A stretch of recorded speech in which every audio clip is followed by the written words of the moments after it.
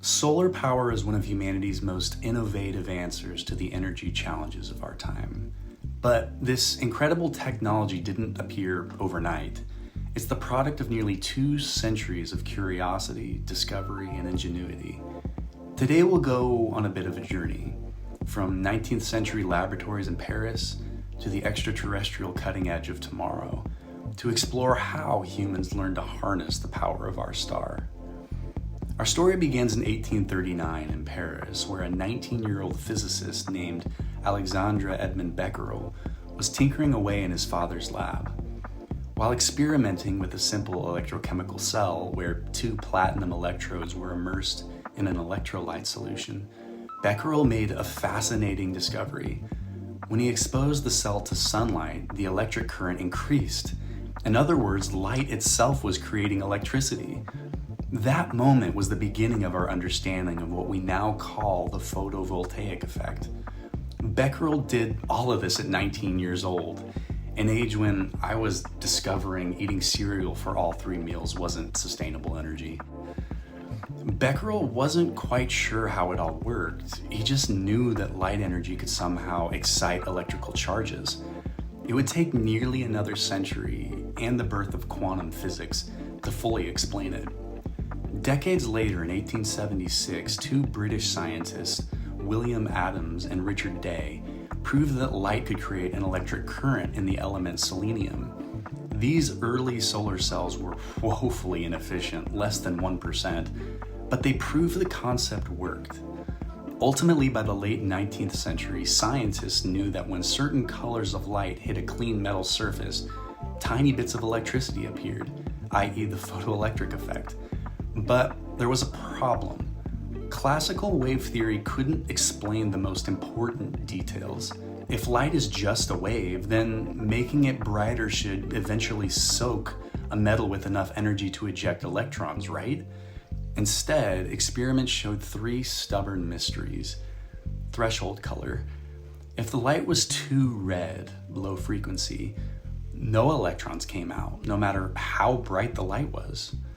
Energy depends on color, not brightness.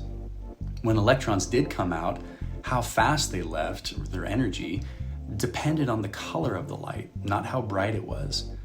And there was no waiting period. Electrons popped out instantly, even with very dim light.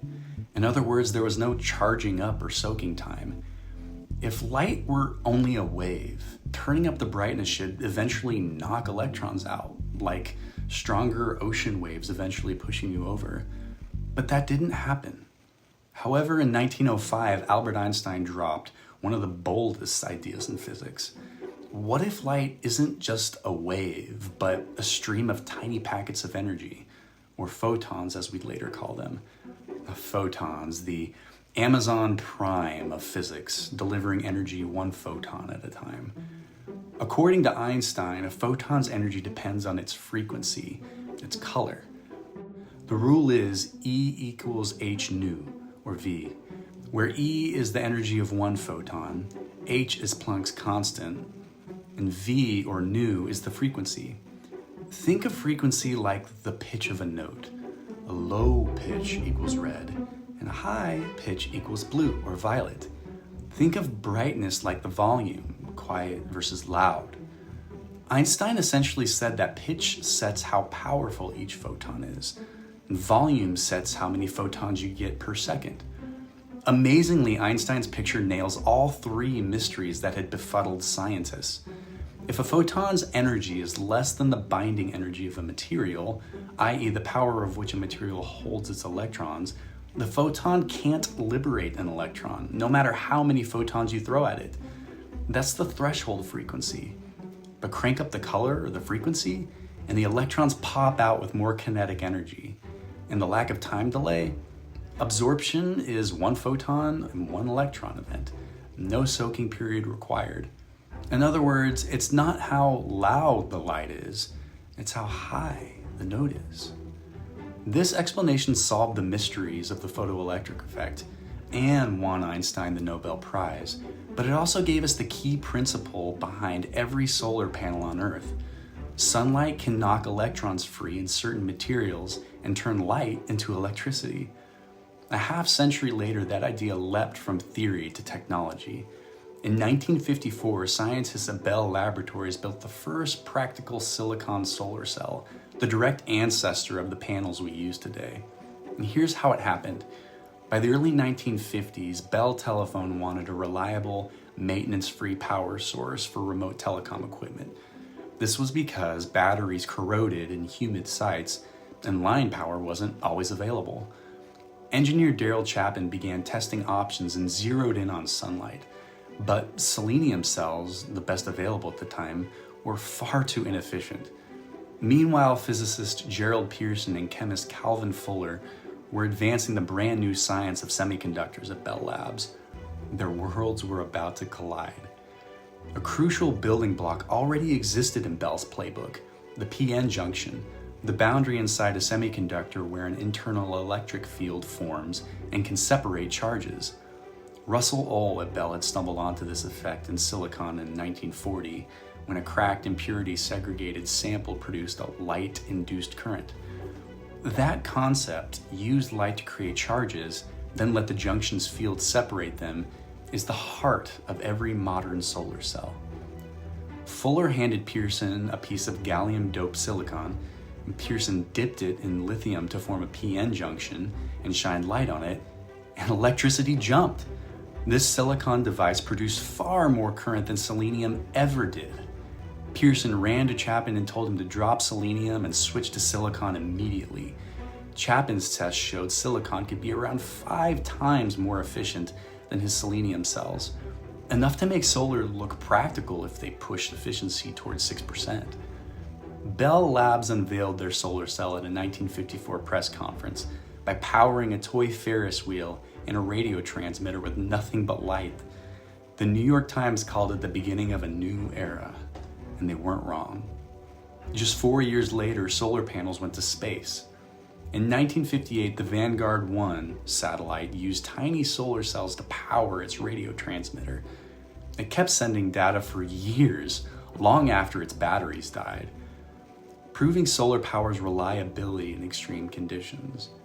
But back on Earth, solar power was still too expensive for everyday use.